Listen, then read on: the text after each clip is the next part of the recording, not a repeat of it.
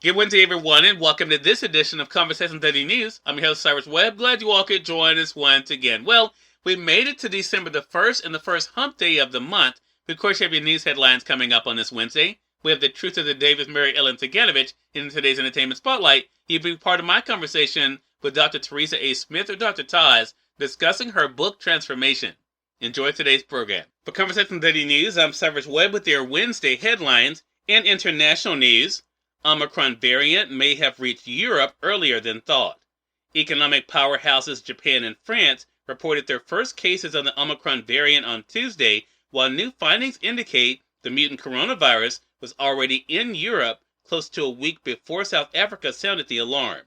The Netherlands RIVM Health Institute disclosed that patient samples dating from November the 19th and 23rd were found to contain the variant. It was last Wednesday, November the 24th, the South African authorities reported the existence of the highly mutated virus to the World Health Organization. That indicates Omicron had a bigger head start in the Netherlands than previously believed. Together with the cases in Japan and France, the findings illustrate the difficulty in containing the virus in an age of jet travel and economic globalization. And it left the world once again whipsawed between hopes of returning to normal and fears that the worst is yet to come. The pandemic has shown repeatedly that the virus travels quickly because of our globalized, interconnected world, said Dr. Albert Coe, an infectious disease specialist at the Yale School of Public Health. Omicron demonstrates that until the vaccination drive reaches every country, we're going to be in the situation again and again. Much remains unknown about the new variant, including whether it is more contagious, as some health authorities suspect, whether it makes people more seriously ill, and whether it is impacted by the vaccine. As of Tuesday, 44 cases of Omicron were reported across 11 European Union nations, said the EU's European Center for Disease Prevention and Control, adding that the majority involved a history of travel to Africa. American Disease Tracker said Omicron could already be in the United States and probably will be detected soon. In national news, authorities say student kills 3, wounds 6 at Michigan school. A 15-year-old sophomore opened fire at his Michigan high school Tuesday, killing 3 students and wounding 6 other people, including a teacher, authorities said. Oakland County Undersheriff Mike McCabe said in a news conference that he didn't know what the assailants' motives were for the attack at Oxford High School in Oxford Township, a community of about 22,000 people, roughly 30 miles north of Detroit. Officers responded at around 12:55 p.m. to a flood of 911 calls about an active shooter at the school, McCabe said. Authorities arrested the suspect at the school and recovered a semi-automatic handgun and several clips. Deputies confronted him. He had the weapon on him. They took him into custody, McCabe said, adding that suspect wasn't hurt when he was taken into custody, and he refused to say how he got the gun into the school. Authorities didn't immediately release the names of the suspect or victims.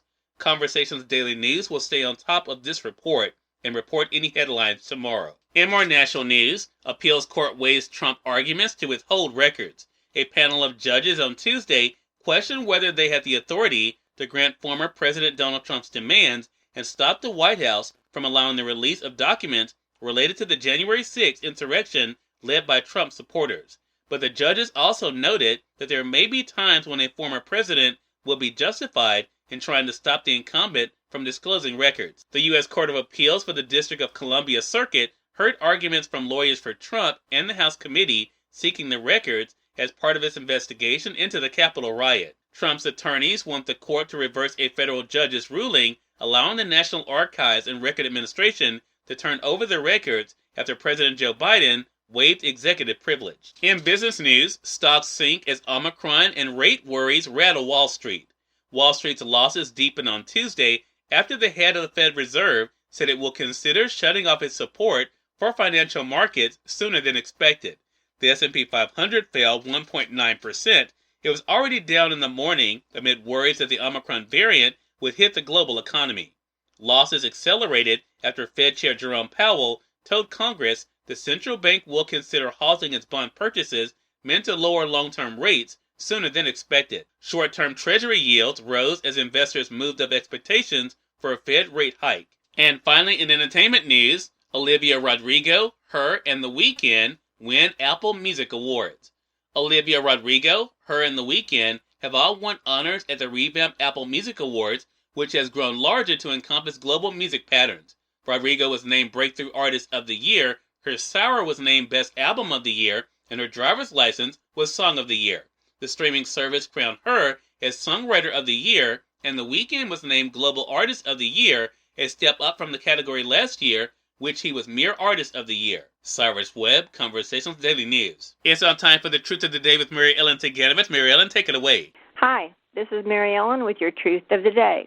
Remain relaxed and calm. Release the temptation to engage in conflict with those who have differing beliefs or opinions. Learn to see such conflicts as opportunities for you to let go of trying to convince others of your beliefs. Detach yourself from any struggle while you focus on staying centered and calm.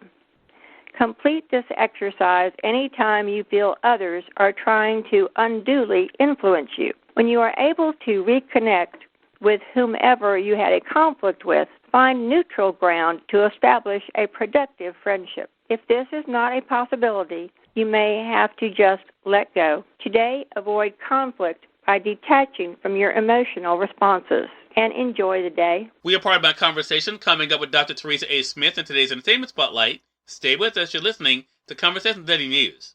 For Conversations Daily News, I'm Cyrus Webb with your Entertainment Spotlight. Dr. Teresa A. Smith or Dr. Tosby joined me on Conversations Live, the radio show, to talk about the impact and the appropriateness of her book Transformation and what you can get from it. Here's a bit of our conversation. People talk about, right, making these changes in their lives, making resolutions is what some people do.